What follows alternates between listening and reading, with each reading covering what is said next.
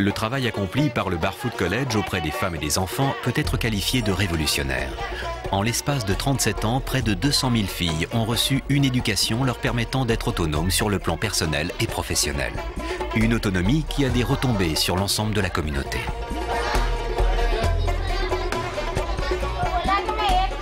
L'approche du Barfoot College fut dans un premier temps d'enseigner des techniques simples, pouvant répondre aux problèmes les plus urgents. Mais au fil du temps, la démarche du collège a évolué, traçant la voie à un véritable développement durable dans les campagnes indiennes.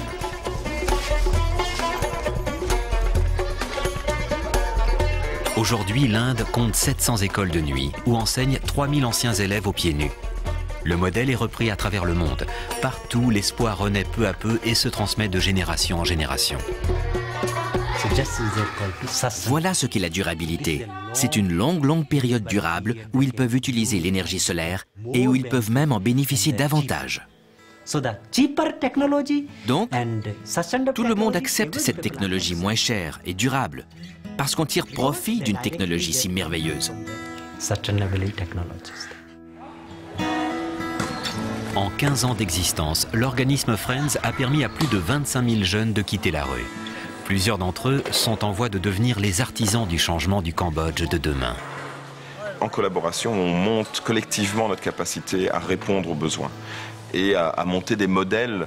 On s'influence les uns les autres. Nous, on a un modèle, il y en a d'autres qui ont des modèles intéressants aussi, donc on mélange. Et c'est ensemble qu'on va pouvoir répondre, tout seul, non.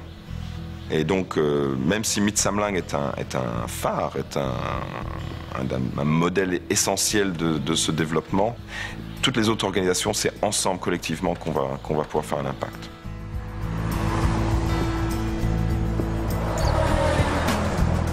Le Mural Arts Programme a produit en l'espace de 25 ans plus de 3000 murales. Ces peintures ont non seulement changé le visage de Philadelphie, mais elles ont redonné le goût d'entreprendre à plus de 20 000 jeunes. On parle de race, de classe, d'embourgeoisement, de crimes, de violence, d'immigration ou du rajeunissement du centre-ville. C'est ce que j'aime à propos de ça, parce que ça devient une expérience beaucoup plus profonde, parce qu'il y a ce processus prolongé de la communauté. Et puis quand c'est peint, nous invitons les gens à nous joindre et à travailler avec nous à certains moments. Puis le mur est célébré par la population et le travail devient une icône de la communauté. Nous le tournons vers la communauté pour qu'il soit vu comme un signe, un point de repère et une source d'inspiration pour les années à venir.